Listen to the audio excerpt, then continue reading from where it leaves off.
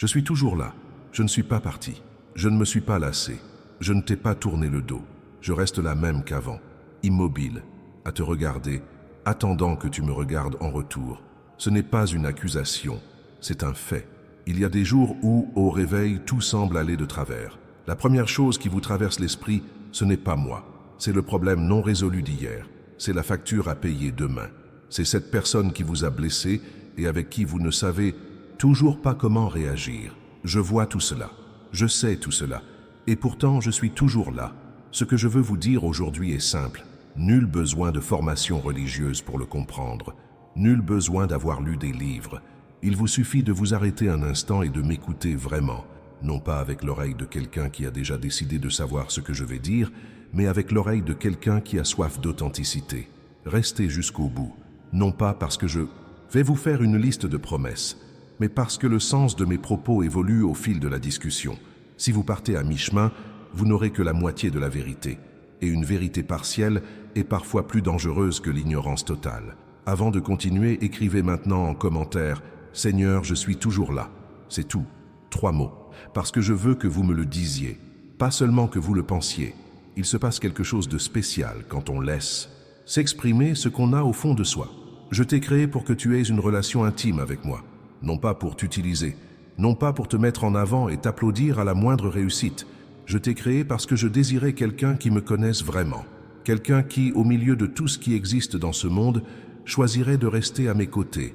Non par obligation, non par peur, mais parce qu'il comprendrait qu'il n'y a pas de meilleur endroit. Mais ce qui s'est passé était différent. Je ne te blâme pas. Je suis simplement honnête avec toi, car c'est ma nature. Je suis honnête. Le monde a envahi ton temps. D'abord avec des petites choses, puis avec de grandes. Et soudain, l'espace qui aurait dû être le mien s'est réduit comme peau de chagrin. Il n'a pas disparu, certes, mais il est devenu un petit coin exigu où tu te réfugies quand tu as peur ou quand tout va mal. Je ne suis pas la dernière option, je suis la première. Ce n'est pas de l'arrogance de ma part. C'est simplement comme ça que ça marche. Quand vous faites passer quoi que ce soit avant moi, qui que ce soit, quel que soit votre objectif, quel que soit votre souci, tout le reste se dérègle. Non pas parce que je me mets en colère et que je cherche à vous nuire, mais parce que vous étiez censé être en harmonie avec moi. Si cette harmonie disparaît, tout commence à vaciller. Avez-vous déjà ressenti cela? Cette impression de courir trop vite sans avancer, de travailler trop dur pour un résultat maigre, d'avoir tout ce qu'il faut et pourtant de porter un vide immense au fond de soi, un vide qui ne se referme jamais. Ce trou a une forme, il a ma forme. Il y a quelque chose que je dois vous dire à propos de l'attente. Tu crois que c'est toi qui m'attends? Qui attend la réponse à ta prière? Qui attend la guérison? Qui attend un miracle, un emploi, une relation, un changement de rythme? Et pendant que tu attends, tu penses que le silence signifie l'abandon. Mais je vous le dis, c'est moi qui vous attends. Non pas que je sois assis là, les bras croisés, frustré à compter les jours. Non, j'attends comme un père attend son fils parti au loin, les yeux rivés sur la route, prêt à accourir dès qu'il apparaît à l'horizon, sans exiger de rattraper le temps perdu, sans demander où il était passé, juste en l'enlaçant. Mais il y a une condition, vous devez revenir. Et revenir ne signifie pas tout faire parfaitement à partir d'aujourd'hui. Cela ne signifie pas ne plus jamais faire d'erreurs. Cela ne signifie pas créer une routine spirituelle irréprochable et la maintenir pendant des années. Revenir, c'est faire un pas dans ma direction maintenant. Un seul, juste un. Le prochain viendra plus tard. Tu sais ce qui te sépare de ce pas. Peut-être la douleur, peut-être le doute, peut-être la honte de tout ce que tu as fait et qui, selon toi, m'a éloigné. Peut-être est-ce simplement l'habitude de ne pas t'arrêter, de ne pas te calmer, de ne pas créer le silence nécessaire pour m'entendre. Je sais ce que c'est, et je sais que ça a l'air important, mais de mon point de vue, ça ne l'est pas. Permettez-moi de vous parler des signaux que j'envoie. Vous les rencontrez tous les jours. Parfois, c'est évident. Un mot prononcé qui correspond parfaitement à ce que vous pensiez. Une chanson qui passe au bon moment. Un verset qui surgit à l'improviste. Une sensation dans la poitrine sans explication logique, mais qui vous guide dans une direction précise. Parfois, c'est trop subtil. Un rêve qui reste gravé dans la mémoire même des jours après. Cette envie soudaine d'appeler quelqu'un. Une porte qui se ferme d'une manière qui semble cruelle. Mais 3 mois plus tard, on comprend que je l'ai fermée parce que je savais ce qui se trouvait de l'autre côté. Le problème n'est pas que je ne parle pas. Le problème, c'est que le bruit du monde est devenu assourdissant. Et quand tout le monde crie en même temps, la voix la plus douce, la mienne, s'étouffe. Je ne rivalise pas avec le bruit, j'exige le silence. C'est pourquoi il est si important que vous fassiez une pause, que vous fassiez exactement ce que vous faites maintenant. Vous arrêtez, respirez et m'écoutez. Car lorsque vous créez cet espace, je le remplis. Cela ne prend pas longtemps. Je ne vous demande pas de prouver que vous le méritez. Je le remplis, tout simplement. Nous avons préparé des ressources pour vous aider à identifier ces signes dans votre vie quotidienne. Des conseils concrets et pratiques que vous pouvez mettre en œuvre dès aujourd'hui. Ce guide s'intitule « Comment reconnaître les signes de Dieu au quotidien » et le lien est épinglé dans les commentaires. Téléchargez cet e-book, non pas par obligation, mais parce qu'il vous permettra de voir ce qui se passe déjà autour de vous. Je dois maintenant vous parler d'un sujet que beaucoup de gens évitent. La foi sans les actes ne me séduit pas. Je ne parle pas des bonnes œuvres pour mériter le salut. Ce n'est pas ce que je dis. Je parle d'autre chose. Je crée les conditions, mais c'est à vous d'agir. J'ouvre des portes, mais c'est à vous de les franchir. Je montre le chemin, mais c'est à vous de faire les pas. Certaines personnes prient pour trouver un emploi, mais n'envoient pas de CV. D'autres demandent la guérison, mais ne consultent pas de médecin. D'autres encore souhaitent renouer des liens, mais n'osent pas parler à la personne concernée. Et quand rien ne se passe, elles prétendent ne pas avoir répondu. J'ai répondu, mais la réponse nécessitait aussi votre contribution. La foi, c'est agir comme si c'était vrai, même sans preuve. Ce n'est pas de la naïveté, c'est de la confiance.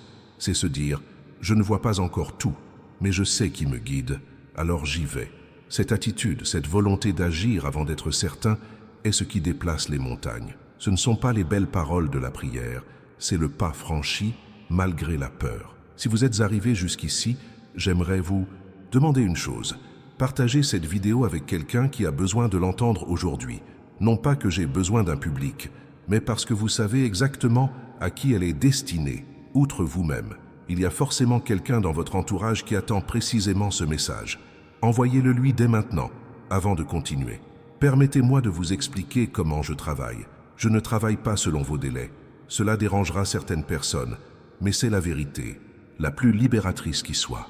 Vous vous fixez une date limite, parfois avec anxiété, parfois avec désespoir, parfois avec une foi sincère, mais avec un calendrier en tête, avant la fin de l'année, avant mon anniversaire, avant telle date précise. Et lorsque la date arrive et que rien ne s'est passé comme prévu, la première chose qui vacille, c'est votre foi. Mais regarde ce que je fais pendant que tu fixes une date limite. Je mets en relation des personnes que vous ne connaissez même pas. Encore, je ferme des portes qui, si elles restaient ouvertes, vous détruiraient. Je prépare le terrain pour un avenir que vous n'avez pas encore atteint. Je m'occupe des problèmes intérieurs qui doivent être résolus avant que la bénédiction n'arrive. Car si la bénédiction arrive avant la guérison, elle se transforme en malédiction. Vous comprenez ce que je dis ? Semer du blé dans un champ envahi par les mauvaises herbes est inutile. La récolte mourra. Il faut d'abord désherber le champ. Et désherber, c'est pénible. On a l'impression de perdre son temps. On a l'impression que rien n'avance, mais si. Sous la surface, là où on ne le voit pas, les racines sont traitées. Le retard n'est pas un rejet. Le silence n'est pas un abandon. Ce retard ne signifie pas que j'ai oublié. C'est la preuve que je tiens trop à toi pour te donner quelque chose à moitié. Maintenant, je dois vous parler d'un piège en particulier. La comparaison. On voit la vie de quelqu'un d'autre, ses réussites, ses bénédictions, les miracles qui se sont produits, et on commence à la comparer à la sienne. Pourquoi oui pour eux et pas pour moi? Pourquoi a-t-elle obtenu ce qu'elle voulait et moi j'attends toujours? Qu'ai-je fait de mal? Cette question, telle qu'elle est formulée, repose sur une prémisse erronée. L'existence d'une file d'attente, la distribution des bienfaits selon le mérite ou le temps d'attente et la diminution des ressources disponibles pour les autres. Ça ne marche pas comme ça. Je ne fonctionne pas dans la rareté. Je suis la source. Ma générosité est illimitée. Il n'y a pas de préférence arbitraire. Mon timing n'est jamais injuste, même quand on a cette impression. Ce qui peut paraître injuste est souvent dû à un manque d'information. Vous ne voyez qu'une partie de l'histoire de quelqu'un d'autre sans en connaître le fin mot. Vous voyez la récolte sans savoir combien de larmes ont été versées avant les semailles. Chaque histoire est unique. Chacun avance à son propre rythme. Ce que je construis en vous est différent de ce que je construis en autrui. Ce sont deux projets distincts. Cesser de se préoccuper du projet de son voisin et se concentrer sur le sien est en soi un acte de foi. faites-le, aujourd'hui. Cessez de mesurer votre vie à l'aune de celle de quelqu'un d'autre. J'aimerais maintenant parler de la prière, d'une manière que vous n'avez peut-être jamais entendue auparavant. La prière n'est pas une liste de demandes que vous m'envoyez en attendant que je les exauce. La prière est une conversation, c'est une relation. C'est le moment où vous cessez d'être ce que le monde veut que vous soyez et redevenez celui ou celle que j'ai créé en vous. Nombreux sont ceux qui prient beaucoup mais ne me parlent pas. Ils débitent un beau monologue, rempli des mots justes, sur le ton approprié, depuis la position idéale. Et finalement, ils s'en vont sans m'avoir écouté. Car pour m'écouter, il faut ensuite faire place au silence. Il faut attendre. Il faut être prêt à recevoir quelque chose qui n'est peut-être pas ce que l'on a demandé. La prière la plus puissante que vous puissiez prononcer ne contient que peu de mots. Parfois, il suffit de dire « Je suis là, parle-moi » et puis silence. Un silence absolu, sans toucher à son téléphone, sans laisser ses pensées vagabonder vers sa liste de choses à faire. Un silence total, j'apparais dans le silence. Et quand je suis là, je n'ai pas besoin de beaucoup de temps. Une fraction de seconde de véritable présence vaut plus que des heures de religiosité automatique. Je ne dénigre pas les longues prières. Je dis simplement que ce qui compte, c'est la qualité de la présence et non la quantité de mots. Si vous n'avez jamais essayé cela, prier puis garder le silence, attendre, essayez aujourd'hui, juste aujourd'hui. Pas besoin que ce soit long. 5 minutes suffisent. Et observez ce qui se passe. Abonnez-vous à la chaîne si ce n'est pas déjà fait. Je ne vous le demande pas pour augmenter le nombre d'abonnés, mais parce que vous trouverez ce genre de conversation chaque semaine. J'ai encore beaucoup de choses à vous dire. Il y a une chose que le monde moderne fait très efficacement, vous convaincre que tout va bien, alors que ce n'est pas le cas. Placez un écran devant vous, inondez-le de stimuli, sons, images, informations, divertissements, polémiques, comparaisons et encore des divertissements. Pendant ce temps, vous vous engourdissez, non pas d'une manière douloureuse, mais d'une manière confortable, tellement confortable que vous ne réalisez même pas que vous êtes anesthésié. Et puis, quand la douleur surgit, car elle surgit toujours, elle apparaît soudainement, sans prévenir, avec une force qui semble disproportionnée, car elle n'est pas proportionnelle au moment qui l'a engendrée. Elle est proportionnelle à la quantité de tension accumulée sans être traitée. Je ne vous demande pas de fuir le monde. Je vous demande de ne pas laisser le monde définir qui vous êtes. Il y a une différence immense entre utiliser la technologie et être utilisé par elle, entre consommer du contenu et être consommé par lui, entre être au monde et s'y perdre. Tu as été créé pour être au monde, certes, mais enraciné en moi, avec des racines fermement ancrées dans quelque chose qui ne change pas, ne fluctue pas, qui ne dépend ni des j'aime, ni des vues. Ton identité ne se définit pas par ce que tu produis, elle ne se définit pas par ce que tu accomplis, elle ne se définit pas par ce que les autres pensent de toi, elle se définit par qui je dis que tu es, et je dis que tu m'appartiens, précieux, intéressant, aimé d'une façon qu'aucun chiffre ne peut mesurer. Lorsque vous intégrez cela, la pression extérieure diminue, elle ne disparaît pas pour autant. Le monde est toujours là, mais votre façon d'y réagir change. Maintenant, je voudrais parler des moments où vous avez eu envie d'abandonner. Inutile de faire comme si de rien n'était. J'étais là, j'ai tout vu. Les pleurs en cachette dans la salle de bain. Ce moment où, allongé dans mon lit, j'avais l'impression que rien n'avait de sens. Ce moment où, en contemplant tout ce que j'avais construit, je me suis dit « à quoi bon ?» Je ne t'ai pas jugé à ce moment-là. Je t'ai tendu la main. La faiblesse ne me fait pas fuir. Le doute ne me fait pas fuir. La fatigue ne me fait pas fuir. Ce qui me fait fuir, c'est le choix délibéré et conscient de me rejeter.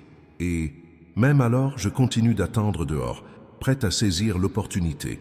Mais dans les moments de désespoir, dans ces moments-là, j'étais plus proche de toi que tu ne peux l'imaginer. Parfois, c'était cet appel inattendu d'une personne qui disait exactement ce que tu avais besoin d'entendre. C'était la chanson qui passait en boucle pendant que tu conduisais en pleurant. C'était cette impression inexplicable que ça finirait par passer.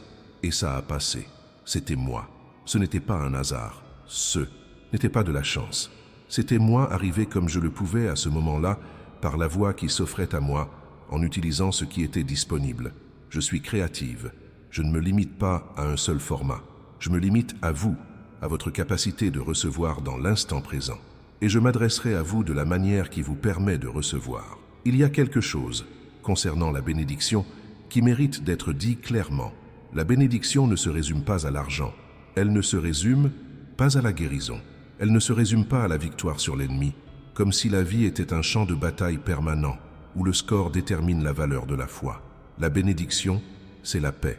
Une paix qui défie toute logique, même quand les factures sont inexplicables. Elle est présente même quand les nouvelles médicales sont mauvaises. Elle existe même quand la relation est en crise. Cette paix, celle que le monde ne peut ni donner ni enlever, est la plus véritable bénédiction qui soit. Et cela ne se mérite pas par la performance. Cela ne s'acquiert pas en étant assez bon, en priant assez, en servant assez. Cela se reçoit. Ouvrez la main, cessez de tout contrôler et recevez. Le problème, c'est que lâcher prise fait peur. On a l'impression que si on arrête de tout contrôler, tout va s'effondrer. Mais c'est exactement le contraire. À force de vouloir tout contrôler, on finit par porter un fardeau qui n'est pas le nôtre. Quand tu lâcheras prise, je te rattraperai. Je n'ai pas besoin de votre aide pour soutenir l'univers, mais je veux que vous ayez confiance. Je le soutiens. Voilà un point qui risque de déranger ceux qui sont habitués à une religiosité superficielle. Je connais le cœur, pas la performance. Certaines personnes font tout correctement en apparence. Elles vont à l'église, font leur lecture, donnent leur dîme, s'engagent dans la communauté, mais intérieurement, elles sont rongées par l'amertume, l'orgueil et un ressentiment persistant. Et elles pensent que parce qu'elles respectent les convenances extérieures, elles sont en bons termes avec moi. Ce n'est pas. Non pas parce que je suis un Dieu difficile à satisfaire, mais parce que ce qui compte pour moi diffère de ce qui compte pour la religion. La religion s'arrête à l'apparence, je m'arrête à l'intérieur. La religion évalue le comportement, j'évalue les dispositions. La religion vous compare aux autres, je vous compare à ce que vous étiez hier. Cela ne signifie pas que les pratiques extérieures soient dénuées de valeur. Elles en ont, mais elles en sont une conséquence, non une cause. Tu n'es pas là pour me convaincre que tu mérites de l'attention. Tu es là parce que l'amour déborde et a besoin de s'exprimer. L'ordre est important. Si vous agissez par obligation, par culpabilité ou par peur d'une punition, arrêtez-vous. Prenez un moment pour réfléchir. Revenez au début. Demandez-moi à nouveau pourquoi vous faites ce que vous faites. Et si la réponse n'est pas l'amour, nous devons régler ce problème avant toute chose. L'amour. Ce mot a été tellement galvaudé qu'il a perdu tout son sens. Laisse-moi t'expliquer ce que je veux dire quand je dis que je t'aime. Ce n'est pas de la sentimentalité. Ce n'est pas cette douce sensation qui survient lorsque les circonstances changent. Ce n'est pas lié à votre comportement.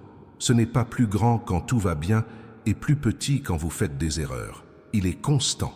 Il est actif. C'est le genre d'amour qui agit, même lorsqu'il n'est pas reconnu, qui donne même sans rien recevoir en retour, qui demeure quand tout le reste a disparu. Je ne t'aime pas parce que tu es bon.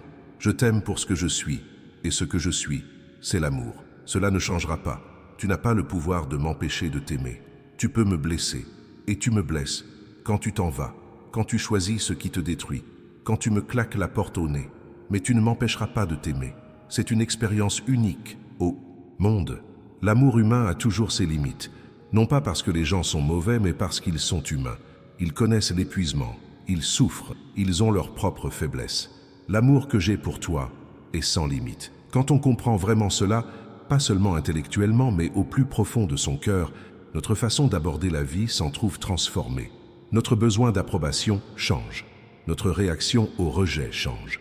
Nos attentes en matière de relation changent, car on sait alors qu'un amour indéfectible nous offre un fondement que personne ne peut ébranler. Maintenant, je veux que vous fassiez quelque chose de simple. Aujourd'hui, avant de vous endormir, priez sans rien demander. Exprimez simplement votre gratitude. Pas besoin que ce soit long. 30 secondes suffisent. Repensez à votre journée, même si elle a été difficile, et trouvez une chose pour laquelle être reconnaissant. Une seule. Et dites-le, ce n'est pas une technique d'auto-assistance, c'est de la reconnaissance. C'est comme si vous me disiez « Je sais que tu es là, je sais que tu agis. Je ne comprends pas tout, mais je reconnais que je ne suis pas seul. » Ce simple geste ouvre des perspectives. Il existe un mensonge que le monde répète si souvent qu'il est devenu une vérité pour beaucoup. La foi serait pour les faibles. Croire en moi serait une béquille pour ceux qui ne peuvent affronter la réalité. La réalité est tout autre. Vivre avec une foi véritable, celle qui ne dépend pas des circonstances, qui ne disparaît pas face aux épreuves de la vie, qui perdure même en l'absence de preuves visibles, exige une force bien plus grande que tout ce que le monde appelle force. Il est plus facile d'être cynique. Il est plus facile de fermer son cœur et de dire que rien n'existe au-delà du visible. La foi est une décision courageuse.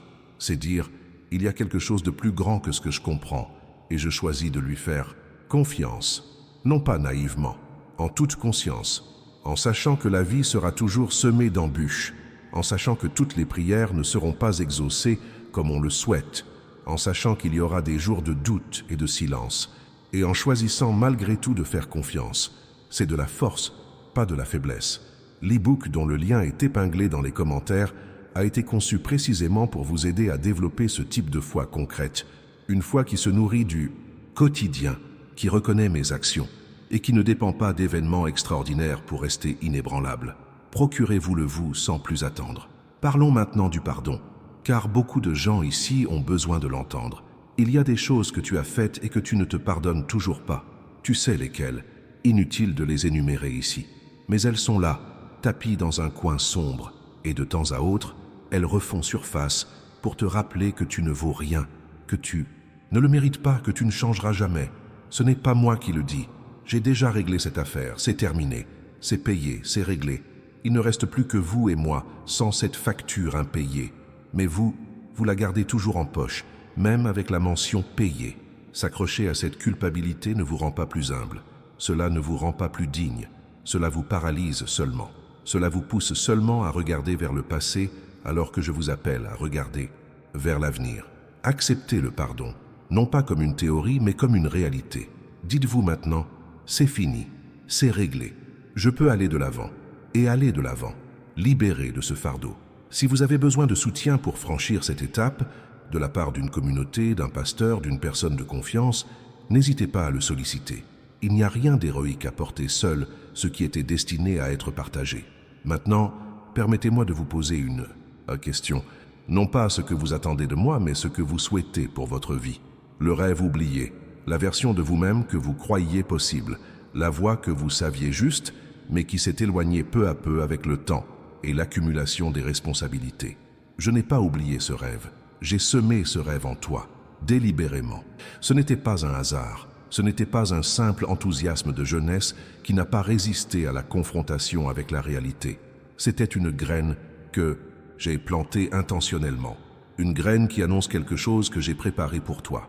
Le moment est peut-être différent de ce que vous aviez imaginé. Le chemin est peut-être sinueux.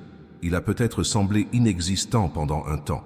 Mais une graine ne meurt pas simplement parce qu'elle est sous terre. Parfois, cela prend plus de temps. Parfois, la terre a besoin d'être travaillée davantage. Mais elle est là. N'abandonne pas ce rêve. Ne laisse personne te convaincre que c'était de la naïveté. Réintègre-le dans ton dialogue intérieur. Demande-moi quoi en faire. Demande-moi quand. Demande-moi comment. Et sois attentif à la réponse. Elle pourrait te parvenir de façon inattendue. Vous savez ce qui me rend heureux? Ce n'est pas la perfection. Je suis fier de la persévérance. Je suis fier de celui qui est tombé hier et s'est relevé aujourd'hui. Je suis fier du fils qui est parti au loin, a vécu tout ce qu'il n'aurait pas dû vivre et est revenu. Je suis fier de ceux qui sont ici maintenant à l'écoute malgré leurs doutes. Tu me rends heureux, pas la version idéale de toi qui n'existe pas encore, la version réelle, avec ses défauts, ses doutes, portant les marques de tout ce qu'elle a vécu. C'est cette version qui m'intéresse. C'est celle sur laquelle je travaille. C'est celle que j'aime. Il y aura des jours où tu auras besoin de l'entendre à nouveau. Car le monde fera tout pour te convaincre que tu n'es pas assez bien, que tu n'es pas aimé, qu'il te faut quelque chose de plus pour avoir de la valeur. Reviens ici quand cela arrivera. Je serai là pour te dire la même chose. Avant de terminer cette partie, merci de liker cette vidéo. Pas pour moi, mais parce que cela permettra à davantage de personnes de découvrir ce message. Et il y a des gens qui ont besoin de l'entendre aujourd'hui, tout comme vous. Avez-vous déjà vécu une nuit qui semblait interminable, une phase qui paraissait permanente, un problème qui semblait insurmontable, et c'est passé? Non pas parce que tu étais assez forte, même si tu l'étais, non pas parce que les circonstances ont changé d'elles-mêmes, même si cela arrive parfois. C'est passé parce que j'étais avec toi cette nuit-là, te soutenant dans ce que tu ne pouvais plus soutenir, retenant ce qui se serait effondré si tout avait reposé sur toi. Tu ne te souviens pas de tout ça, car en pleine crise, il est difficile d'y voir clair. Mais j'étais là. Et maintenant, avec le recul, Tu vois ces moments où quelque chose t'a soutenu alors que tu aurais dû t'effondrer. Cela a un nom, la providence. Ce n'est pas un mot compliqué, c'est simplement la confirmation que je ne suis pas un simple spectateur dans votre vie, mais un acteur de votre vie. Et ce que je faisais avant, je le fais maintenant, et je le referai. Aucune étape de ta vie n'est trop lointaine pour que je puisse t'atteindre. Aucune erreur n'est trop grave pour que je ne puisse la réparer. Aucune situation brisée n'est trop désespérée pour que je ne puisse la restaurer. Ce n'est pas un slogan. Ce n'est pas une promesse en l'air pour vous remonter le moral pendant 5 minutes. C'est qui je suis. C'est ce que je fais. Et tout ce que je te demande. La seule chose, c'est d'arrêter d'essayer de me convaincre que tu es irrémédiablement perdu. Parce que tu te trompes. Et j'ai toujours raison. Viens, fais ce pas. Ouvre la main. Aie confiance en ce que tu ne peux pas encore voir. J'ai encore tellement de choses à vous raconter.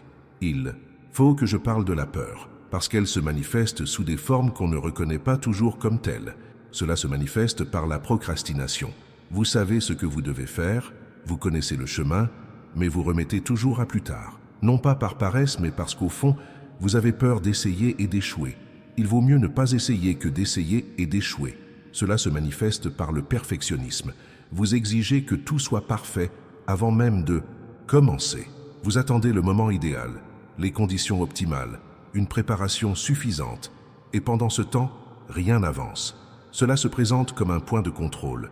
Il faut connaître chaque étape avant d'en faire la première. On ne peut avancer sans la carte complète. Mais la foi ne fonctionne pas ainsi. La foi, c'est avancer avec une carte incomplète, en ayant confiance que le prochain tronçon apparaîtra au fur et à mesure. Cela se manifeste par du scepticisme.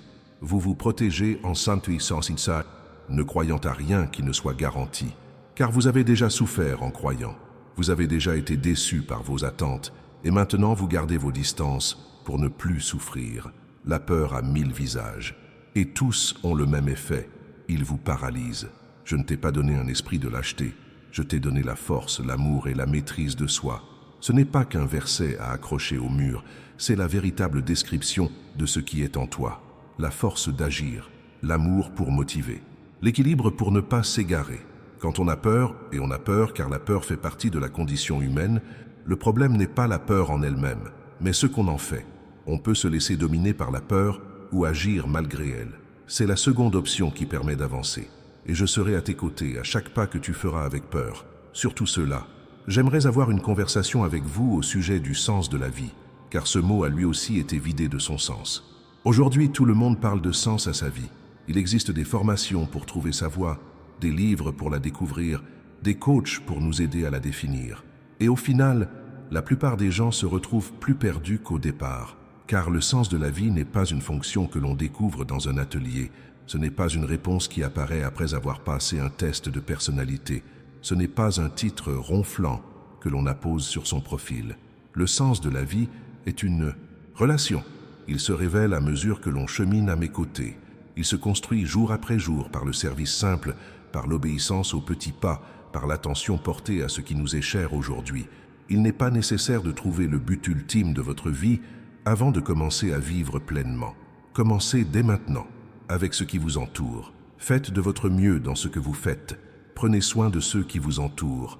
Rendez service là où vous le pouvez.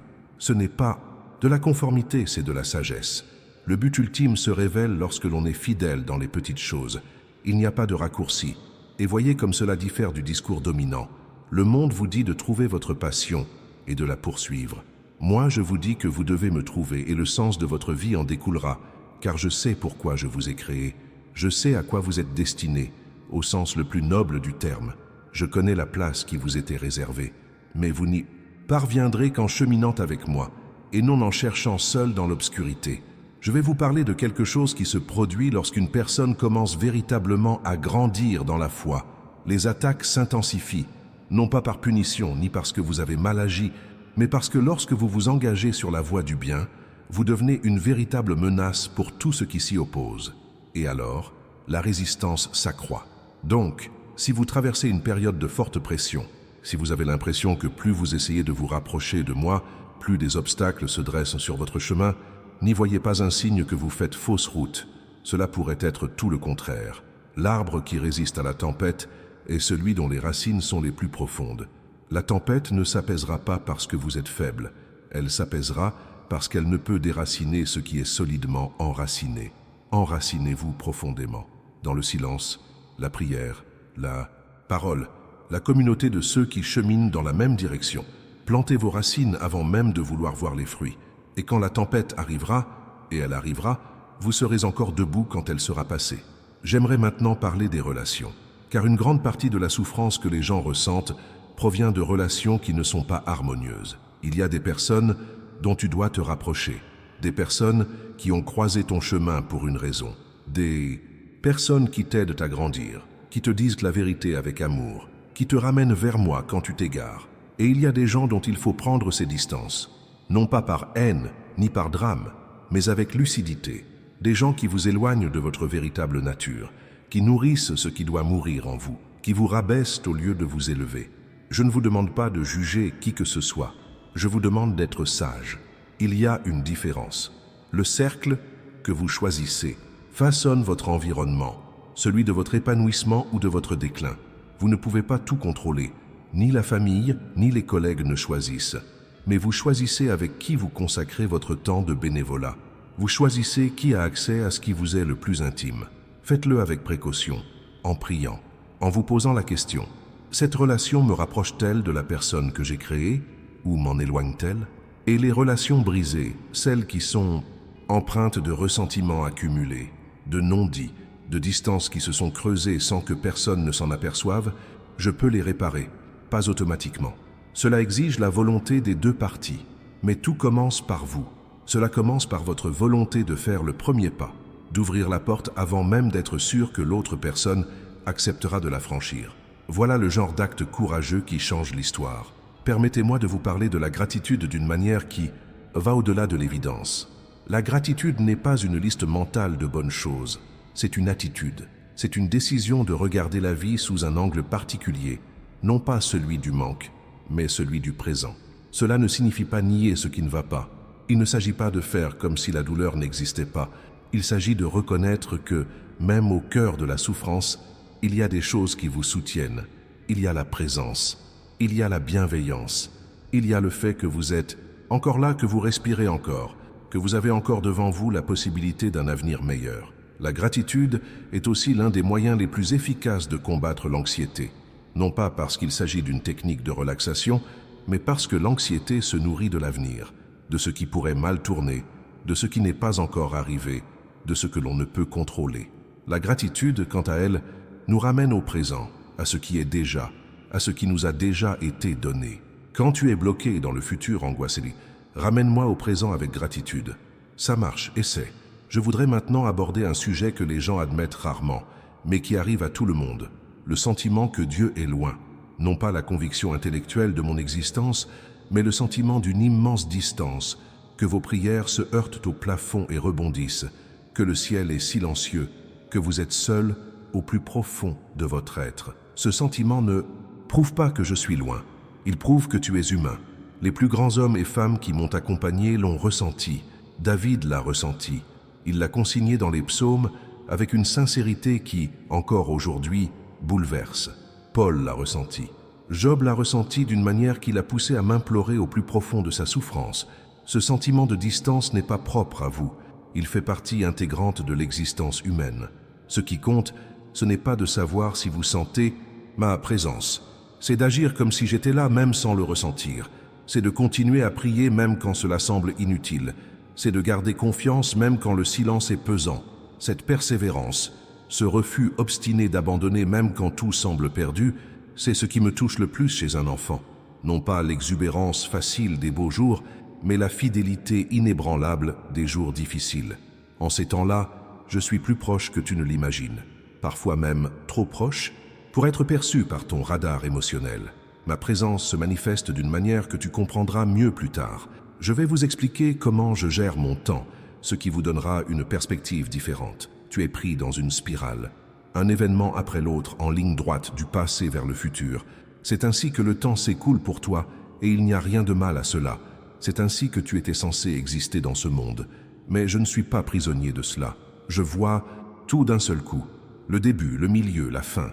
Je vois qui tu étais, qui tu es maintenant et qui tu seras. Je vois le résultat de ce qui est semé aujourd'hui avant même que tu ne vois la graine germer. Cela signifie que lorsque je vous dis que tout va bien, ce n'est pas de l'optimisme béat. C'est une information concrète. Je connais la fin. Je sais ce que chaque élément qui semble déplacé aujourd'hui contribue à construire l'ensemble. J'ai une vision globale, tandis que vous vous focalisez sur un détail.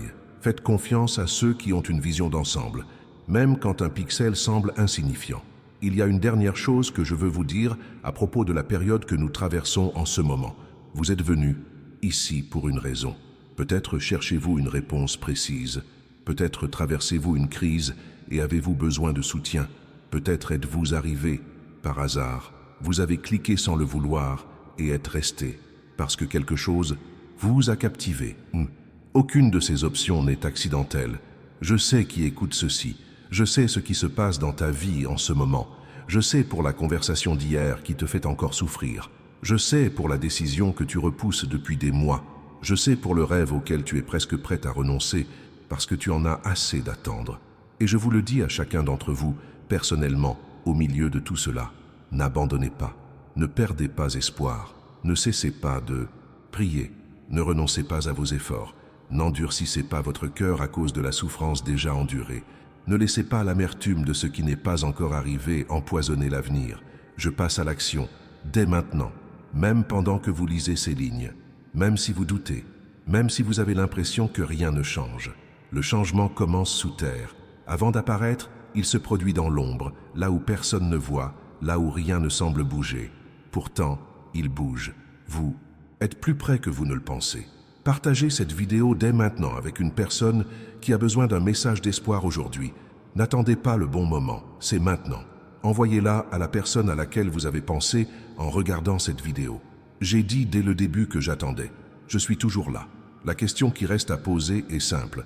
Que comptez-vous faire de cette rencontre? Tu n'as pas besoin d'une réponse tout de suite. Tu n'as pas besoin de prendre une décision importante. Juste un pas, le prochain. Celui que tu connais déjà, même si tu refuses de l'admettre. Je serai avec toi à chaque étape, et ce qui vient ensuite, et ensuite, et ensuite encore, jusqu'au jour où vous n'aurez plus besoin de marcher par la foi, car vous verrez de vos propres yeux ce que vous croyez seulement aujourd'hui. Ce jour viendra, mais pour l'instant, nous suivrons ce chemin, toi dans la foi, moi dans la fidélité. Restez avec moi. Je veux vous parler d'espoir, d'une manière que vous n'avez peut-être jamais entendue auparavant. L'espoir n'est pas de l'optimisme. L'optimisme est la conviction que les choses finiront par s'arranger, car c'est généralement le cas. Il repose sur des statistiques, sur l'histoire, les probabilités et les tendances. Lorsque l'histoire est défavorable, l'optimisme vacille. Lorsque les probabilités sont faibles, l'optimisme disparaît. L'espoir est différent. Il est ancré dans mon être, non dans l'état des choses. Il ne dépend pas des circonstances. Il ne vacille pas au gré des nouvelles. Il ne mesure pas la situation ni ne calcule le hasard. Il dit « Quoi que je vois maintenant, je sais en qui j'ai confiance et je sais qu'il agit. » Cet espoir n'engendre pas la honte. Il ne vous laisse pas vulnérable lorsque les choses prennent du temps, car il ne promettait pas une échéance, il promettait une présence. Et ça change tout. Quand on a cet espoir, les épreuves ne nous abattent pas. On peut les affronter de front, en reconnaître l'ampleur, ne pas les minimiser. Ne pas faire semblant d'aller bien quand ce n'est pas le cas, et rester inébranlable. Car la force d'âme ne naît pas de l'absence de problème. Elle naît de la certitude de savoir qui est à nos côtés, au cœur de l'épreuve. Voilà la fermeté que je veux développer en toi. Non pas la dureté de celui qui a fermé son cœur pour éviter la souffrance, mais la fermeté de celui qui est ouvert, qui ressent tout, mais qui ne s'effondre pas, car il est soutenu par une force qui le dépasse. Une dernière chose avant de passer à autre chose. Si vous êtes arrivé jusqu'ici et que vous avez encore des doutes sur mon existence, sur la réalité de tout cela, sur le fait que cette voix que vous entendez en vous, lorsque vous êtes silencieux, soit vraiment la mienne, je ne vais pas vous demander de faire semblant de ne pas en être sûr. Posez-moi la question. Un doute sincère est plus utile qu'une certitude feinte. Ceux qui font semblant de croire n'évoluent pas. Ceux qui accueillent sincèrement le doute et restent fermes dans leurs convictions font preuve d'un courage bien plus grand qu'il n'y paraît. Dis-moi, je ne sais pas si tu existes, mais je suis là. Si tu es réel, parle-moi. Cela me suffit pour commencer. Cette ouverture, ce petit espace de possibilités, c'est là que j'interviens. Je n'exige pas une foi parfaite, j'exige une foi authentique. Et la foi authentique inclut le doute, elle inclut le questionnement, elle inclut le tremblement de celui qui s'appuie sur quelque chose dont il n'a pas encore vu la solidité. Posez le poids, je le tiendrai. Tu n'as pas besoin de te mettre sur ton 31 pour venir à moi. Tu n'as pas besoin de régler tes problèmes avant de me chercher. Tu n'as pas besoin d'arrêter de faire des erreurs avant de commencer à prier. Tu n'as pas besoin de tout comprendre de moi avant de me faire confiance. Viens comme tu es, maintenant, avec tout ce que tu portes, tout ce dont tu as honte, tout ce qui reste sans réponse. Apporte tout avec toi, car je ne te reçois pas une fois que tu t'es réparé. C'est moi qui te répare, mais je ne peux le faire qu'en ta présence, pas avant ton arrivée. Voilà ce que je voulais que tu entendes aujourd'hui. Tu as traversé tout ça avec moi, ce n'était pas un hasard. Rien de ce qui m'arrive n'est dû au hasard. Chaque mot prononcé et resté gravé dans ma mémoire l'était parce qu'il avait une destination précise. C'était pour toi, ce passage précis, ce paragraphe précis qui a résonné différemment en moi, ce n'était pas un accident. C'était intentionnel. Voilà ma nature. Je suis méticuleux. Je ne laisse rien en suspens. Je ne parle pas sans réfléchir. Tout ce que je dis a du poids, un but précis et produit l'effet escompté au moment opportun. Vas-y, repars d'ici transformé. Ne serait-ce qu'avec un peu plus de confiance en toi, un soupçon de paix intérieure, le léger sentiment de ne pas être complètement seul face à cela. C'est suffisant pour recommencer et je serai là à ton retour.